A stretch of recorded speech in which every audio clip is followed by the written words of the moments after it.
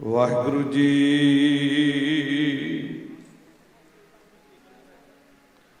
हम संतन की रेन प्यारे, हम संतन की सरना, संत हमारी ओट सताणी, संत हमारा गहना। हम संतन स्यों बन आई, पूर्व लिखिया पाईए मन तेरा भाई। संतन स्यों मेरी लेवा देवी, संतन स्यों व्यवहारा, संतन स्यों हम लाहा खाटिया। हर भगत भरे भंडारा, संतन मोको पूंजी सौंपी। ते उतरे मन का धोखा, धर्म राय अब कहाँ करेगो।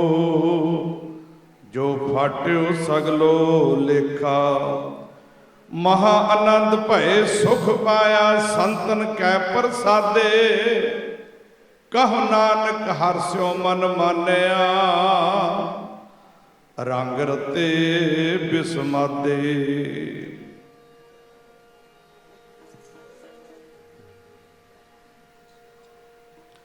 जिन आया ते जगत तार जावे, धन धन आउणा उन्हां दा।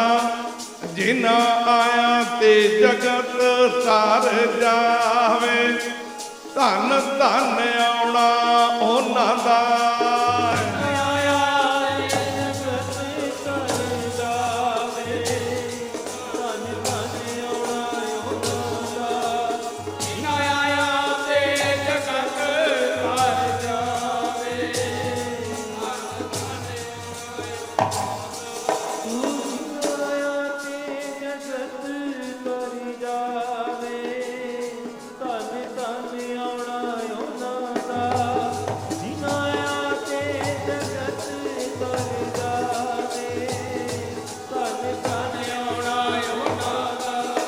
प्यारे जी धन धन आउणा उन्हां दा।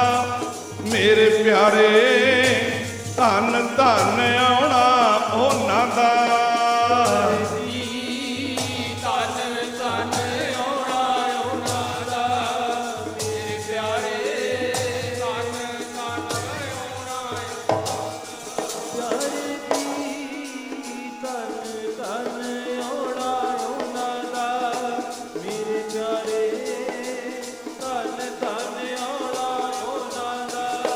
जिन आया ते जगत तार जावे, धन धन आउणा उन्हां दा।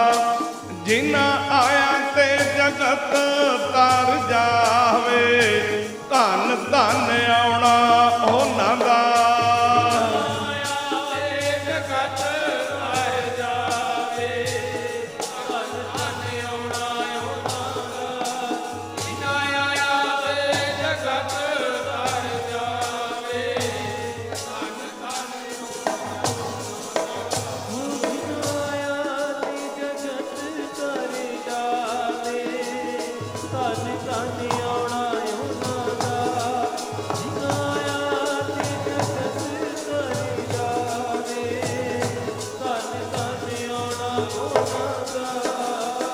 धन धन धन जन आया, जिस पर सब जगत तराया।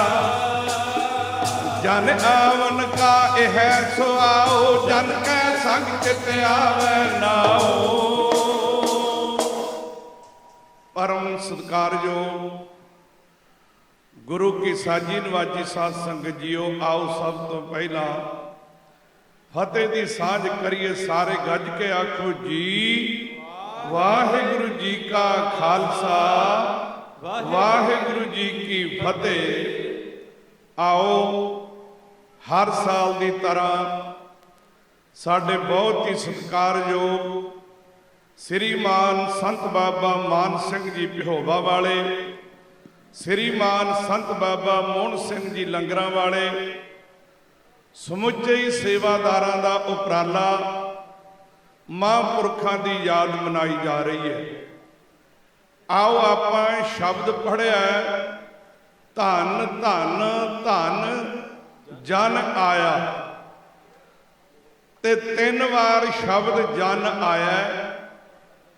ਤੇ ਜਨ ਕਹਿੰਦੇ ਕਿਹਨੂੰ ਨੇ?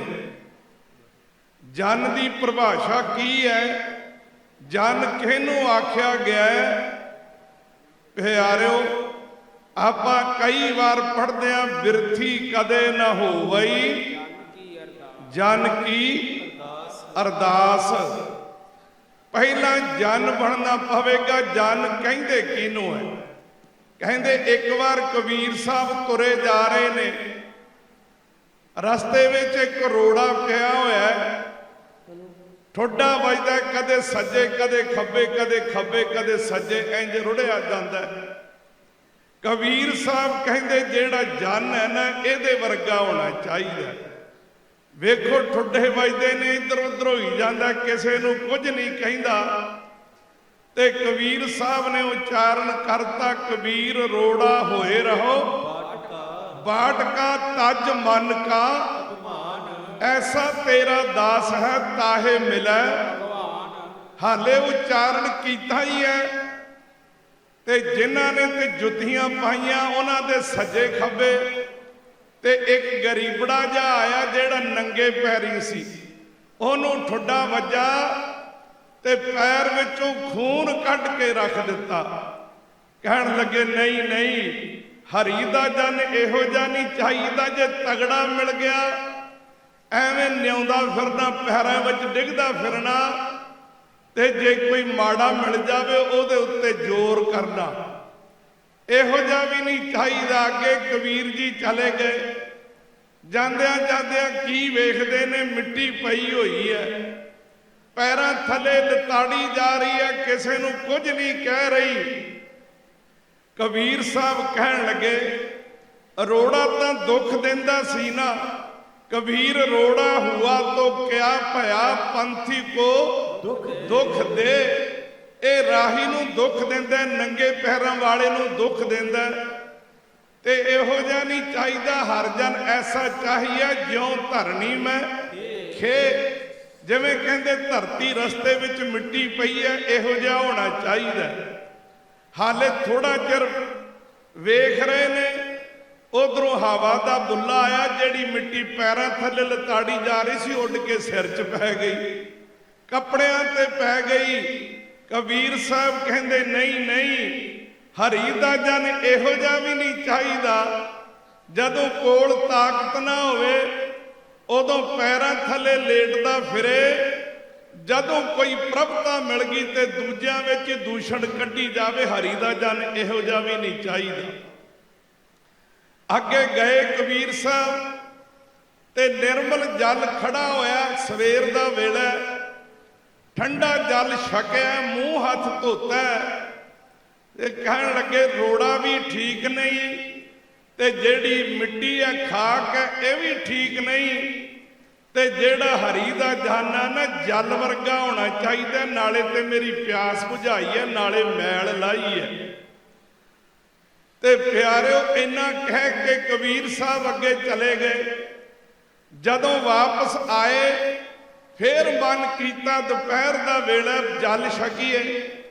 प्यारिओ जल जदों छकण वास्ते हथ पाया, जल विच हथ सड़ गया, पानी गर्म होया सी।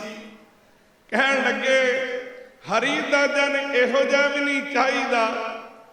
ते जे किते थोड़ी बहुती कोई ऐसी गर्मी आ जाए तो एवें तपदा ही फिरे, ते कई बार जिथे लोड़ होवे उत्थे एवें ठंडा ही हो के बैठा रहे, इहो जिहा भी नहीं चाहिदा। कबीर रोड़ा होए रो बाटका तज मन का अभिमान, ऐसा तेरा दास है ताहे मिले भगवान। कबीर रोड़ा हुआ तो क्या भया, पंथी को दुख दे। हर जन ऐसा चाहिए ज्यों धरनी में खे। कबीर खेह हुई तो क्या भया, जौड़ लागे अंग। हर जन ऐसा चाहिए ज्यों पानी सरबंग। कबीर पानी हुआ तो क्या भया, सीरा ताता होए। सीरा कहंदे ठंडे नूं, ताता कहंदे गरम नूं। सीरा ताता होए, ਇਹੋ ਜਿਹਾ ਵੀ ਨਹੀਂ ਚਾਹੀਦਾ। ਫਿਰ ਬੈਠੇ ਸੋਚਦੇ ਨੇ ਹਰੀ ਦਾ ਜਨ ਹੋਣਾ ਕਿਹੋ ਜਿਹਾ ਚਾਹੀਦਾ, ਤੇ ਅਖੀਰ ਵਿੱਚ ਫੈਸਲਾ ਕਰ ਦਿੱਤਾ। ਉਹ ਫੈਸਲਾ ਅੱਜ ਜਿਨ੍ਹਾਂ ਦੀ ਯਾਦ ਮਨਾ ਰਹੇ ਆ ਨਾ, ਇਹਨਾਂ ਤੇ ਲੱਗਦਾ ਸੀ ਹਰੀ ਦਾ ਜਨ ਕਿਹੋ ਜਿਹਾ ਹੋਣਾ ਚਾਹੀਦਾ। ਕਬੀਰ ਸਾਹਿਬ ਕਹਿ ਰਹੇ ਨੇ, ਜੈਸਾ ਹਰ ਹੀ ਹੋਏ ਹਰੀ ਦਾ ਜਨ ਐਸਾ, ਹਰੀ ਦਾ ਜਨ ਐਸਾ, ਜੈਸਾ ਹਰ ਹੀ ਹੋਏ ਹਰੀ ਦਾ ਜਨ ਐਸਾ, ਹਰੀ ਦਾ ਜਨ ਐਸਾ, ਜੈਸਾ ਹਰ ਹੀ ਹੋਏ ਹਰੀ ਦਾ ਜਨ ਐਸਾ, ਹਰੀ ਦਾ ਜਨ ਐਸਾ, ਜੈਸਾ ਹਰ ਹੀ ਹੋਏ ਹਰੀ ਦਾ ਜਨ ਐਸਾ, ਜੈਸਾ ਹਰ ਹੀ ਹੋਏ ਹਰੀ ਦਾ ਜਨ ਐਸਾ, ਹਰੀ ਦਾ ਜਨ ਐਸਾ, ਜੈਸਾ ਹਰ ਹੀ ਹੋਏ ਹਰੀ ਦਾ ਜਨ ਐਸਾ, ਹਰੀ ਦਾ ਜਨ ਐਸਾ, ਜੈਸਾ ਹਰ ਹੀ ਹੋਏ ਹਰੀ ਦਾ ਜਨ ਐਸਾ, ਹਰੀ ਦਾ ਜਨ ਐਸਾ, ਜੈਸਾ ਹਰ ਹੀ ਹੋਏ ਹਰੀ ਦਾ ਜਨ ਐਸਾ, ਹਰੀ ਦਾ ਜਨ ਐਸਾ, ਜੈਸਾ ਹਰ ਹੀ ਹੋਏ ਹਰੀ ਦਾ ਜਨ ਐਸਾ, ਹਰੀ ਦਾ ਜਨ ਐਸਾ, ਜੈਸਾ ਹਰ ਹੀ ਹੋਏ ਹਰੀ ਦਾ ਜਨ ਐਸਾ, ਹਰੀ ਦਾ ਜਨ ਐਸਾ, ਜੈਸਾ ਹਰ ਹੀ ਹੋਏ ਹਰੀ ਦਾ ਜਨ ਐਸਾ, ਹਰੀ ਦਾ ਜਨ ਐਸਾ, ਜੈਸਾ ਹਰ ਹੀ ਹੋਏ ਹਰੀ ਦਾ ਜਨ ਐਸਾ, ਹਰ ਜਨ ਐਸਾ ਚਾਹੀਏ ਜੈਸਾ ਹਰ ਹੀ ਹੋਏ। ਅਖੀਰ ਨੂੰ ਫੈਸਲਾ ਹੋ ਗਿਆ, ਹਰੀ ਦਾ ਜਨ ਹਰੀ ਵਰਗਾ ਹੀ ਹੋਣਾ ਚਾਹੀਦਾ ਹੈ। ਗੱਜ ਕੇ ਆਖੋ ਸਤਨਾਮ। ਮਹਾਂਪੁਰਖ ਪੜ੍ਹ ਰਹੇ ਸਨ, ਹਰ ਕਾ ਸੇਵਕ ਸੋ ਹਰ ਜੇਹਾ, ਭੇਦ ਨ ਜਾਣੋ ਮਾਨਸ ਦੇਹਾ, ਹਰ ਹਰ ਜਨ ਦੁਈ ਏਕ ਹੈ, ਬਿਬ ਵਿਚਾਰ ਕਛ ਨਾਹੇ, ਜਲ ਤੇ ਉਪਜਤ ਰੰਗ ਜਿਉ ਜਲ ਹੀ ਵਿਖੇ ਸਮਾਏ। ਐਸੇ ਤਤ ਵੇਤਾ ਮਹਾਂਪੁਰਖ ਜਿਨ੍ਹਾਂ ਦੀ ਆਪਾਂ ਯਾਦ ਵਿੱਚ ਜੁੜ ਕੇ ਬੈਠੇ ਆ, ਇਹਨਾਂ ਨੂੰ ਇਹ ਕਿਹਾ ਜਾ ਸਕਦਾ ਕਿਉਂਕਿ ਜਿਹੜਾ ਹਰੀ ਹੈ ਨਾ, ਉਹ ਨਿਰਭਉ ਹੈ, ਉਹ ਨਿਰਵੈਰ ਹੈ। ਉਹਦੀ ਬਾਬਤ ਤਾਂ ਲਿਖਿਆ ਸਤਿਗੁਰ ਸਭਨਾਂ ਦਾ ਭਲਾ ਮਨਾਏਂਦਾ, ਸਤਿਗੁਰ ਸਭਨਾਂ ਦਾ ਭਲਾ ਮਨਾਏਂਦਾ। ਤੇ ਪਿਆਰਿਓ, ਆਪਾਂ ਤਾਂ ਭਲਿਆਂ ਦਾ ਵੀ ਭਲਾ ਨਹੀਂ ਕਰਦੇ, ਤੇ ਆਪਾਂ ਹਰੀ ਦੇ ਜਨ ਕਿਵੇਂ ਬਣਾਂਗੇ? ਹਰੀ ਦਾ ਜਨ ਉਹ ਹੁੰਦਾ ਜਿਹੜਾ ਹਰੀ ਵਰਗਾ ਹੀ ਹੋਵੇ। ਸੋ ਪਿਆਰਿਓ, ਮਹਾਂਪੁਰਖਾਂ ਦੀ ਯਾਦ ਵਿੱਚ ਜੁੜ ਕੇ ਬੈਠੇ ਐ। ਮਹਾਂਪੁਰਖ ਹੋਣੇ ਬਚਨ ਕਰ ਰਹੇ ਸਨ, ਬਹੁਤ ਹੀ ਸਤਿਕਾਰਯੋਗ ਸ੍ਰੀਮਾਨ ਸੰਤ ਬਾਬਾ ਮਾਨ ਸਿੰਘ ਜੀ ਭੇਵੇ ਵਾਲੇ, ਜਿਨ੍ਹਾਂ ਦੀ ਬਾਬਤ ਪਹਿਲਾਂ ਵੀ ਕਈ ਮਹਾਂਪੁਰਖਾਂ ਨੇ ਦੱਸਿਆ ਕਿ ਇਹਨਾਂ ਵਿੱਚ ਵੀ ਜਿਹੜੇ ਉਹ ਗੁਣ ਨੇ ਪਾਏ ਜਾਂਦੇ ਨੇ। ਕਿਉਂਕਿ ਜਦੋਂ ਵੀ ਕਿਤੇ ਕੋਈ ਗੱਲ ਚੱਲਦੀ ਹੈ ਨਾ, ਗੱਲਾਂ ਵਿੱਚ ਗੱਲ ਕੋਈ ਨਿੰਦਿਆ ਚੁਗਲੀ ਵਾਲੀ ਕਰ ਦੇਵੇ ਨਾ, ਤੇ ਨਾਲ ਦੀ ਨਾਲ ਹੀ ਟੌਪਿਕ ਬਦਲ ਦਿੰਦੇ ਨੇ, ਉਸ ਪਾਸੇ ਸੁਣਦੇ ਹੀ ਨਹੀਂ। ਕਿਉਂਕਿ ਪਿਆਰਿਓ, ਸਤਿਗੁਰ ਸ਼ਬਦ ਕਮਾਏ ਜਿਨ ਜੀਤੇ ਪੰਜ ਵਿਕਾਰ, ਤਿੰਨ ਸੰਤਨ ਕੋ ਬੰਦਨਾ ਸਿਰ ਚਰਨਨ ਪਰ ਧਾਰ। ਆਓ ਪਿਆਰਿਓ, ਆਪਾਂ ਜਿੰਨੇ ਵੀ ਬੈਠੇ ਆ ਮਹਾਂਪੁਰਖਾਂ ਦੀ ਯਾਦ ਮਨਾ ਰਹੇ ਆ। ਆਪਣੇ ਵਿੱਚੋਂ ਇੱਕ ਵੀ ਕੋਈ ਵਿਅਕਤੀ ਨਹੀਂ ਹੋਏਗਾ ਜਿਹੜਾ ਕਹਿੰਦਾ ਹੋਵੇ ਮੈਨੂੰ ਦੁੱਖ ਚਾਹੀਦਾ। ਕੋਈ ਕਹਿੰਦਾ ਨਹੀਂ ਕਹਿੰਦਾ। ਗੁਰੂ ਕੀ ਬਾਣੀ ਵੀ ਕਹਿੰਦੀ ਹੈ ਕਿ ਸੁਖ ਕੋ ਮੰਗੈ ਸਭ ਕੋ, ਦੁੱਖ ਨਾ ਮੰਗੈ ਕੋਈ। ਕੋਈ ਦੁੱਖ ਨਹੀਂ ਮੰਗਦਾ, ਸਾਰੇ ਸੁੱਖ ਹੀ ਮੰਗਦੇ ਆ। ਪਰ ਨਾਲ ਸਤਿਗੁਰ ਜੀ ਬਾਣੀ ਵਿੱਚ ਕਹਿੰਦੇ ਨੇ, ਸਭ ਸੁਖ ਮੰਗੈ ਨਾਮ ਵਿਸਾਰੀ। ਨਾਮ ਵਿਸਾਰ ਕੇ ਜਿੱਥੋਂ ਸੁੱਖ ਮਿਲਣਾ ਉਸ ਪਾਸੇ ਨਹੀਂ। ਧੰਨ ਗੁਰੂ ਤੇਗ ਬਹਾਦਰ ਸਾਹਿਬ ਮਹਾਰਾਜ ਜੀ ਦਾ ਬਚਨ ਕੀਤਾ ਮਹਾਂਪੁਰਖਾਂ ਨੇ। ਧੰਨ ਗੁਰੂ ਤੇਗ ਬਹਾਦਰ ਸਾਹਿਬ ਮਹਾਰਾਜ ਜੀ ਨੂੰ ਸਿੱਖਾਂ ਨੇ ਪੁੱਛਿਆ, ਮਹਾਰਾਜ ਸੁੱਖ ਦੀ ਪ੍ਰਾਪਤੀ ਕਿਵੇਂ ਹੋਵੇ, ਸੁੱਖਾਂ ਦੀ? ਤੇ ਗੁਰੂ ਤੇਗ ਬਹਾਦਰ ਸਾਹਿਬ ਕਹਿਣ ਲੱਗੇ ਵੀ ਸੁੱਖ ਚਾਹੀਦਾ ਕਿੰਨਾ ਕੁ ਹੈ। ਤੇ ਆਪਾਂ ਨੂੰ ਵੀ ਕੋਈ ਪੁੱਛੇ ਤੇ ਆਪਾਂ ਆਹੀ ਕਹਾਂਗੇ ਨਾ, ਮੁੜ ਦੁੱਖ ਨਾ ਲੱਗੇ ਆਏ। ਵੀ ਇੰਨਾ ਸੁੱਖ ਮਿਲਣਾ ਚਾਹੀਦਾ ਵੀ ਮੁੜ ਕੇ ਦੁੱਖ ਆਵੇ ਹੀ ਨਾ। ਤੇ ਗੁਰੂ ਤੇਗ ਬਹਾਦਰ ਸਾਹਿਬ ਮਹਾਰਾਜ ਕਿਰਪਾ ਕਰਕੇ ਦੱਸਦੇ ਨੇ, ਜੋ ਸੁਖ ਕੋ ਚਾਹੈ ਸਦਾ, ਜੇ ਸਦੀਵ ਸੁਖ ਲੈਣਾ ਨਾ, ਸ਼ਰਨ ਰਾਮ ਕੀ, ਰਮੇ ਹੋਏ ਰਾਮ ਦੀ ਸ਼ਰਨ ਵਿੱਚ ਆ ਕੇ ਇਉਂ ਬੇਨਤੀ ਕਰ, ਆਇਓ ਸ਼ਰਨ ਤੁਹਾਰੀ ਸਤਿਗੁਰ, ਆਇਓ ਸ਼ਰਨ ਤੁਹਾਰੀ, ਆਇਓ ਸ਼ਰਨ ਤੁਹਾਰੀ ਸਤਿਗੁਰ, ਆਇਓ ਸ਼ਰਨ ਤੁਹਾਰੀ। ਆਇਓ ਸ਼ਰਨ ਤੁਹਾਰੀ ਸਤਿਗੁਰ, ਆਇਓ ਸ਼ਰਨ ਤੁਹਾਰੀ, ਆਇਓ ਸ਼ਰਨ ਤੁਹਾਰੀ ਸਤਿਗੁਰ, ਆਇਓ, ਆਇਓ ਸ਼ਰਨ ਤੁਹਾਰੀ ਸਤਿਗੁਰ, ਆਇਓ ਸ਼ਰਨ ਤੁਹਾਰੀ, ਆਇਓ ਸ਼ਰਨ ਤੁਹਾਰੀ ਸਤਿਗੁਰ, ਆਇਓ ਸ਼ਰਨ ਤੁਹਾਰੀ, ਆਇਓ ਸ਼ਰਨ ਤੁਹਾਰੀ, ਆਇਓ ਸ਼ਰਨ ਤੁਹਾਰੀ, ਆਇਓ ਸ਼ਰਨ ਤੁਹਾਰੀ, ਆਇਓ,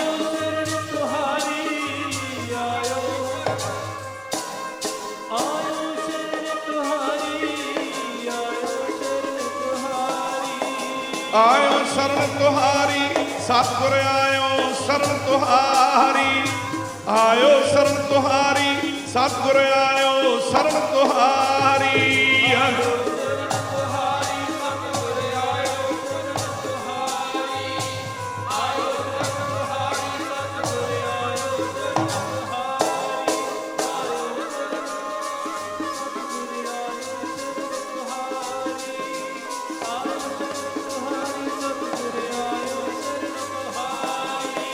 ਸਤਿਗੁਰ ਆਇਓ ਸ਼ਰਨ ਤੁਹਾਰੀ, ਮਿਲੈ ਸੁਖ ਨਾਮ ਹਰ ਸੋਭਾ, ਚਿੰਤਾ ਲਾਹੇ ਹਮਾਰੀ। ਸਤਿਗੁਰ ਆਇਓ, ਜਦੋਂ ਪਿਆਰਿਓ ਭਾਵਨਾ ਨਾਲ ਜਾਈਏ, ਆਪਾਂ ਕਿਸੇ ਦੇ ਘਰ ਜਾਂਦੇ ਆ ਨਾ, ਸਾਡੇ 3 ਸਰੀਰ ਨੇ, ਇੱਕ ਸਥੂਲ ਸਰੀਰ, ਇੱਕ ਸੂਖਸ਼ਮ ਸਰੀਰ ਤੇ ਇੱਕ ਕਾਰਨ ਸਰੀਰ। ਤੇ ਜਿਹੜਾ ਗੁਰੂ ਹੈ ਨਾ, ਉਹ ਸਾਡੇ ਸੂਖਸ਼ਮ ਸਰੀਰ ਨੂੰ ਵੇਖਦਾ ਹੈ। ਸਾਡਾ ਅਸਥੂਲ ਸਰੀਰ ਜਦੋਂ ਕਿਸੇ ਦੇ ਘਰ ਜਾਵੇ ਨਾ, ਅਗਲਾ ਪੁੱਛਦਾ ਵੀ ਦੱਸ ਕਿਵੇਂ ਆਇਆ, ਕੀ ਕੰਮ ਹੈ। ਫਿਰ ਆਪਾਂ ਦੱਸਦੇ ਆਂ ਵੀ ਆਹ ਕੰਮ ਆਇਆ ਭਰਾਵਾ ਤੇਰੇ ਕੋਲੇ। ਤੇ ਜਦੋਂ ਸਾਡਾ ਸੂਖਸ਼ਮ ਸਰੀਰ ਗੁਰੂ ਕੋਲ ਆਏਗਾ, ਗੁਰੂ ਨੇ ਉਦੋਂ ਪੁੱਛਣਾ, ਤੇਰੇ ਸਥੂਲ ਸਰੀਰ ਨੂੰ ਨਹੀਂ ਪੁੱਛਣਾ। ਇਹਦਾ ਆਉਣਾ ਸਫਲ ਹੈ, ਸਮਾਂ ਸਫਲ ਹੈ। ਪਰ ਜਦੋਂ ਤੇਰਾ ਅਸਥੂਲ ਸਰੀਰ ਆਇਆ, ਨਾਲ ਜਿਹੜਾ ਸੂਖਸ਼ਮ ਸਰੀਰ ਹੈ ਉਹ ਵੀ ਆਉਣਾ ਚਾਹੀਦਾ। ਜਦੋਂ ਉਹ ਆਉਂਦਾ ਨਾ, ਫਿਰ ਗੁਰੂ ਪੁੱਛਦਾ, ਦੱਸ ਸਿੱਖਾਂ ਕੀ ਚਾਹੀਦਾ। ਫਿਰ ਸਿੱਖ ਕਹਿੰਦਾ, ਮਿਲੇ ਸੂਖ ਨਾਮ ਹਰ ਸੋਭਾ, ਤੇ ਅੱਗੇ ਕਹਿ ਦਿੱਤਾ, ਚਿੰਤਾ ਲਾਹੇ। ਸੱਚੇ ਪਾਤਸ਼ਾਹ ਸਾਡੀ ਚਿੰਤਾ ਦੂਰ ਕਰੋ। ਤੇ ਪਿਆਰੇ ਗੁਰੂ ਮਹਾਰਾਜ ਜੀ ਕਹਿੰਦੇ, ਤੈਨੂੰ ਚਿੰਤਾ ਕਰਨ ਦੀ ਲੋੜ ਨਹੀਂ, ਤੇਰੀ ਚਿੰਤਾ ਤਾਂ ਮਹਾਂਪੁਰਖ ਪੜਿਆ ਕਰਦੇ ਨੇ। ਚਿੰਤ ਕਰੇ ਕਰਤਾਰ, ਤੂੰ ਕਿਉਂ ਕਰਦਾ, ਤੂੰ ਕਿਉਂ ਕਰਦਾ, ਚਿੰਤ ਕਰੇ ਕਰਤਾਰ, ਤੂੰ ਕਿਉਂ ਕਰਦਾ, ਤੂੰ ਕਿਉਂ ਕਰਦਾ।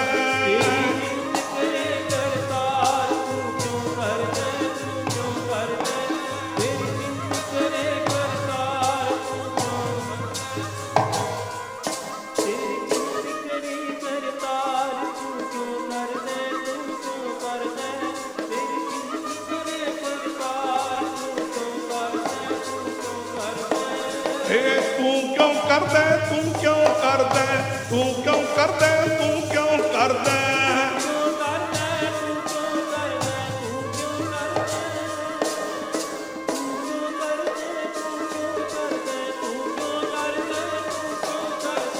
ਚਿੰਤ ਕਰੇ ਕਰਤਾਰ, ਤੂੰ ਕਿਉਂ ਕਰਦਾ, ਤੂੰ ਕਿਉਂ ਕਰਦਾ। ਤੇਰੀ ਚਿੰਤ ਕਰੇ ਕਰਤਾਰ, ਤੂੰ ਕਿਉਂ ਕਰਦਾ, ਤੂੰ ਕਿਉਂ ਕਰਦਾ।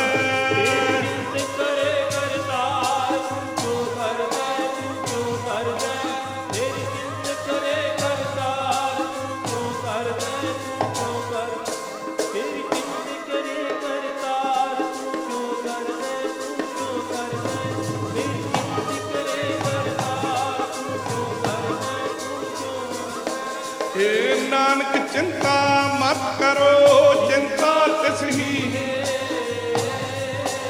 ਏ ਜਲ ਮੈਂ ਜੰਤੂ ਪਾਇ ਨ ਤਿਨਾ ਕੋ ਰੋਜੀ ਦੇ। ਤੂੰ ਚਿੰਤਾ ਨਾ ਕਰ, ਚਿੰਤਨ ਕਰ, ਫਿਰ ਮੇਰੀ ਚਿੰਤਾ ਕੌਣ ਕਰੇ। ਜਿਵੇਂ ਮਹਾਂਪੁਰਖਾਂ ਨੇ ਬਰਸੀ ਮਨਾਈ ਹੈ ਨਾ, ਇਹਨਾਂ ਨੂੰ ਚਿੰਤਾ ਸੀ, ਸਾਰੇ ਪ੍ਰਬੰਧ ਕੀਤੇ ਹੈ। ਕਿੰਨੇ ਸਮੇਂ ਤੋਂ ਇਹਨਾਂ ਨੇ ਚਿੰਤਾ ਕੀਤੀ ਵੀ ਸੰਗਤਾਂ ਨੇ ਆਉਣਾ, ਲੰਗਰਾਂ ਵਾਸਤੇ, ਰਹਿਣ ਵਾਸਤੇ, ਦੀਵਾਨ ਵਾਸਤੇ, ਇਹ ਸਾਰਾ ਪ੍ਰਬੰਧ ਕੀਤਾ। ਇਹਨਾਂ ਨੂੰ ਚਿੰਤਾ ਸੀ ਕਿਉਂਕਿ ਇਹਨਾਂ ਨੇ ਸਮਾਗਮ ਰੱਖਿਆ ਹੈ।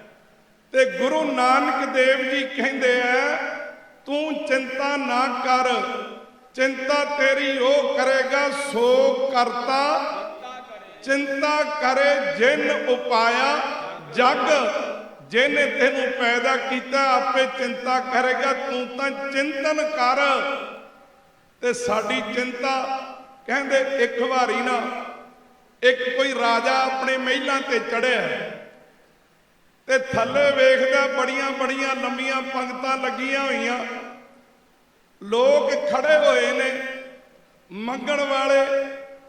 ਤੇ ਵਜ਼ੀਰ ਨੂੰ ਕਹਿੰਦਾ ਆ ਤੈਨੂੰ ਦੱਸਾਂ, ਵੇਖ ਕਿੰਨੀਆਂ ਲਾਈਨਾਂ ਲੱਗੀਆਂ ਨੇ ਮੰਗਣ ਵਾਲਿਆਂ ਦੀਆਂ, ਜੇ ਇਹਨਾਂ ਨੂੰ ਆਪਾਂ ਰੋਜੀ ਨਾ ਦਈਏ ਅੱਧੇ ਤਾਂ ਇੱਕ ਦਿਨ 'ਚ ਹੀ ਮਰ ਜਾਣਗੇ। ਵਜ਼ੀਰ ਜਿਹੜਾ ਸੀ ਸਤ ਸੰਗੀ ਸੀ, ਉਹ ਕਹਿਣ ਲੱਗਾ ਨਹੀਂ ਰਾਜਨ, ਦੇਣ ਵਾਲਾ ਕੋਈ ਹੋਰ ਹੈ, ਆਪਾਂ ਤਾਂ ਕੇਵਲ ਵਰਤਾਉਣ ਵਾਲੇ ਆ। ਜਿਵੇਂ ਵਿਆਹਾਂ ਵਿੱਚ ਵੇਟਰ ਲੱਗੇ ਹੁੰਦੇ ਨੇ ਨਾ, ਤੇ ਸਮਾਨ ਤਾਂ ਕੋਈ ਹੋਰ ਲਿਆਉਂਦਾ ਨਾ। ਕਹਿਣ ਲੱਗਾ ਨਹੀਂ, ਦੇਣ ਵਾਲਾ ਕੋਈ ਹੋਰ ਹੈ, ਆਪਾਂ ਤਾਂ ਵਰਤਾਉਣ ਵਾਲੇ ਆ।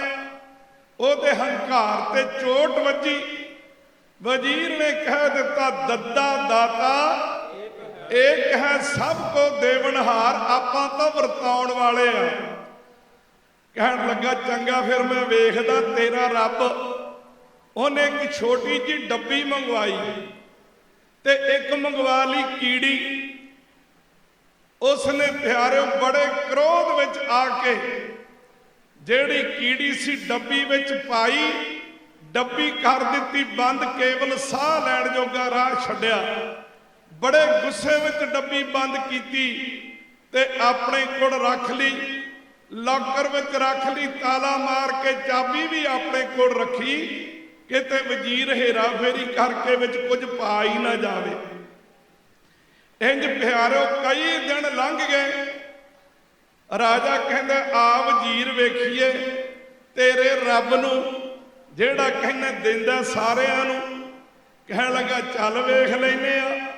ਪਿਆਰਿਓ ਉਹਨੇ ਲੌਕ ਖੋਲਿਆ, ਡੱਬੀ ਕੱਢੀ, ਲੈ ਕੇ ਆਇਆ, ਵਜ਼ੀਰ ਦੇ ਸਾਹਮਣੇ ਡੱਬੀ ਖੋਲੀ ਤੇ ਕੀ ਵੇਖਦਾ, ਡੱਬੀ ਦੇ ਵਿੱਚ ਚੌਲਾਂ ਦਾ ਦਾਣਾ ਪਿਆ ਤੇ ਕੀੜੀ ਚੌਲਾਂ ਦਾ ਦਾਣਾ ਖਾ ਰਹੀ ਹੈ। ਹੈਰਾਨ ਹੋ ਗਿਆ, ਡੱਬੀ ਮੈਂ ਖੁਦ ਬੰਦ ਕੀਤੀ ਹੈ, ਤਾਲੇ ਵਿੱਚ ਖੁਦ ਰੱਖੀ ਹੈ, ਚਾਬੀ ਕਿਸੇ ਨੂੰ ਦਿੱਤੀ ਨਹੀਂ, ਇਹ ਚੌਲਾਂ ਦਾ ਦਾਣਾ ਗਿਆ ਤੇ ਗਿਆ ਕਿਵੇਂ? ਉਹ ਕਹਿਣ ਲੱਗਾ ਮਹਾਂਪੁਰਖਾਂ ਦਾ ਸੰਗੀ ਸੀ। ਉਹ ਕਹਿੰਦਾ ਪਹਿਲਾਂ ਰੱਬ ਰੋਜੀ ਭੇਜਦਾ, ਪਹਿਲੋਂ ਦੇਤਾ ਰਿਜ਼ਕ ਸੰਭਾਹਾ, ਪਿੱਛੋਂ ਦੇਤਾ ਜੰਤੂ ਪਾਹਾ। ਤੂੰ ਤਾਂ ਉਦਮ ਕਰਕੇ ਲੱਭਣਾ ਹੀ ਆ ਵੀ ਕਿੱਥੇ ਪਿਆ ਹੋਇਆ। ਰਾਹ ਵਿਚਾਰ ਕਹਿਣ ਲੱਗਾ ਇਹ ਦੱਸ ਵੀ ਇਹਦੇ ਵਿੱਚ ਚੌਲਾਂ ਦਾ ਦਾਣਾ ਗਿਆ ਕਿਵੇਂ? ਉਹ ਕਹਿਣ ਲੱਗਾ ਰਾਜਨ, ਜਦੋਂ ਤੂੰ ਕ੍ਰੋਧ ਵਿੱਚ ਆ ਕੇ ਡੱਬੀ ਬੰਦ ਕੀਤੀ ਹੈ ਨਾ, ਉਸ ਸਮੇਂ ਤੇਰੇ ਮੱਥੇ ਉੱਤੇ ਚੌਲਾਂ ਦੇ ਦਾਣੇ ਦਾ ਤਿਲਕ ਲੱਗਾ ਹੋਇਆ ਸੀ। ਤੇਰੇ ਡੱਬੀ ਬੰਦ ਕਰਨ ਤੋਂ ਪਹਿਲਾਂ ਤੂੰ ਤਾਂ ਗੁੱਸੇ ਵਿੱਚ ਅੱਖਾਂ ਬੰਦ ਕਰ ਲੀਆਂ। ਮੈਂ ਵੇਖ ਰਿਹਾ ਸਾਂ ਚੌਲਾਂ ਦਾ ਦਾਣਾ ਡੱਬੀ ਬੰਦ ਕਰਨ ਤੋਂ ਪਹਿਲਾਂ ਹੀ ਡਿੱਗ ਪਿਆ ਸੀ। ਗੱਜ ਕੇ ਆਖੋ ਸਤਨਾਮ। ਸੋ ਪਿਆਰਿਓ, ਉਹਨੂੰ ਚਿੰਤਾ ਹੈ ਤੇ ਅਸੀਂ ਕੇਵਲ ਚਿੰਤਨ ਕਰਨਾ। ਆਓ ਮਹਾਂਪੁਰਖਾਂ ਵੱਲੋਂ ਬੜਾ ਤਗੜਾ ਉਪਰਾਲਾ ਕੀਤਾ ਗਿਆ। ਹਰ ਸਮੇਂ ਵੇਖੋ ਲੰਗਰਾਂ ਦੇ, ਜਿਵੇਂ ਬਾਰਡਰ ਉੱਤੇ ਲੰਗਰ ਚੱਲ ਰਹੇ ਨੇ, ਦੋਨੋਂ ਪਾਸੇ ਮਹਾਂਪੁਰਖਾਂ ਵੱਲੋਂ ਲੰਗਰ ਚੱਲ ਰਹੇ ਨੇ ਦਿਨ ਰਾਤ। ਜਿਵੇਂ ਪਹਿਲਾਂ ਵੀ ਦੱਸਿਆ ਕਿ ਮਹਾਂਪੁਰਖਾਂ ਦਾ ਜਿਹੜਾ ਉਦਮ ਹੈ ਨਾ, ਇਹ ਪਿਆਰਿਓ ਕਹਿਣ ਕਥਨ ਤੋਂ ਪਰੇ ਹੀ ਹੈ। ਤੇ ਲਾ ਲਓ ਹਿਸਾਬ, ਜਿਹੜੇ ਉਹਨਾਂ ਮਹਾਂਪੁਰਖਾਂ ਵਿੱਚ ਕਿੱਡੀ ਸ਼ਕਤੀ ਹੋਵੇਗੀ, ਜਿਨ੍ਹਾਂ ਕੋਲੋਂ ਇਹ ਸ਼ਕਤੀ ਲੈ ਕੇ ਅੱਜ ਸੰਸਾਰ ਦੇ ਕੋਨੇ-ਕੋਨੇ ਤੇ ਪਰਉਪਕਾਰ ਦੇ ਕੰਮ ਕਰ ਰਹੇ ਨੇ। ਪਿਆਰਿਓ, ਜਿਹੜਾ ਦਾਨ ਹੈ ਨਾ, ਇੱਕ ਜੀ ਦਾਨ ਹੁੰਦਾ ਹੈ, ਇੱਕ ਜੀਵਨ ਦਾਨ ਹੁੰਦਾ ਹੈ।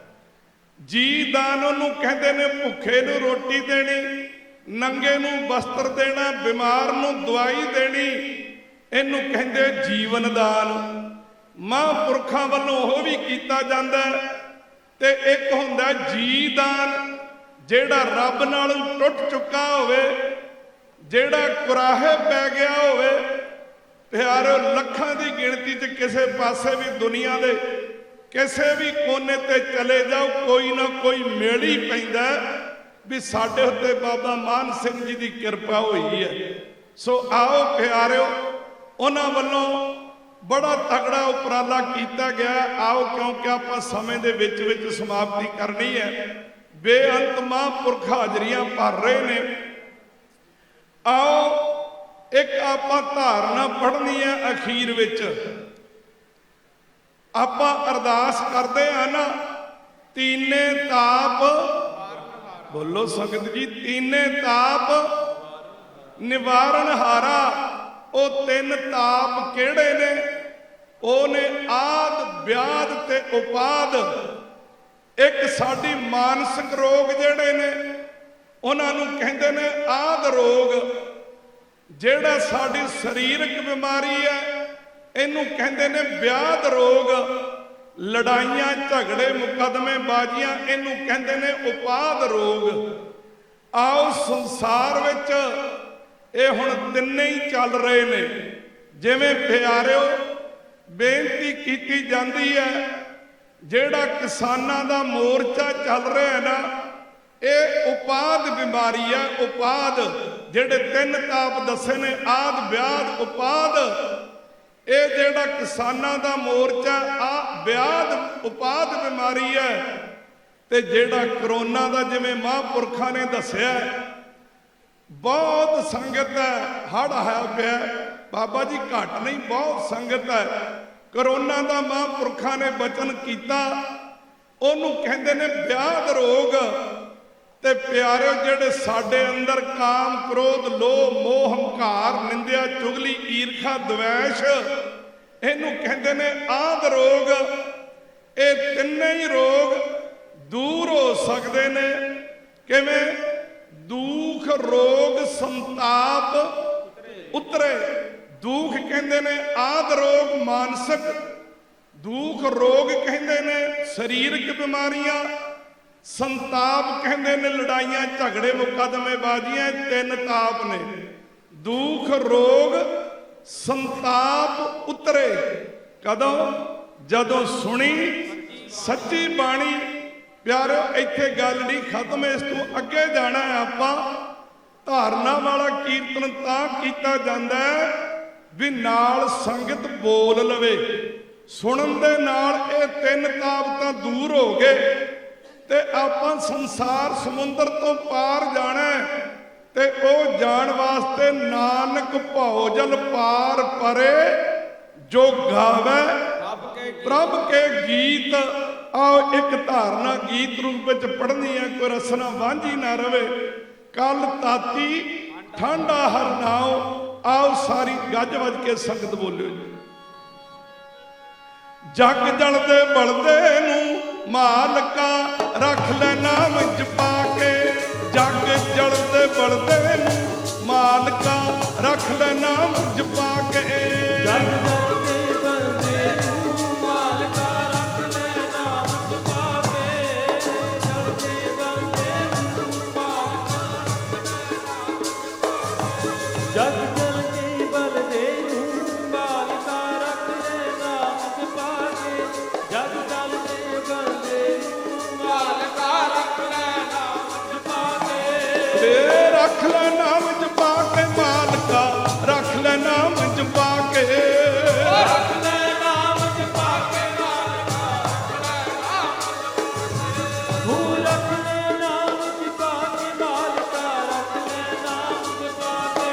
ਜਗ ਜਲਦੇ ਬਲਦੇ ਨੂੰ ਮਾਲਕਾ ਰੱਖ ਲੈ ਨਾਮ ਜਪਾ ਕੇ ਜਗ ਜਲਦੇ ਬਲਦੇ ਨੂੰ ਮਾਲਕਾ ਰੱਖ ਲੈ ਨਾਮ ਜਪਾ ਕੇ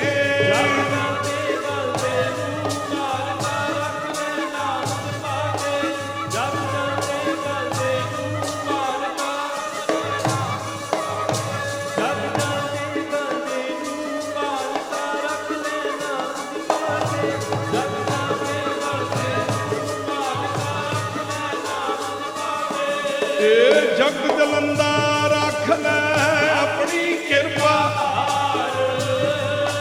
ਤੇ ਜਿਤ ਦੁਆਰੇ ਉੱਪਰ ਕਿੱਤਾ ਲਹੋ ਬਾਰ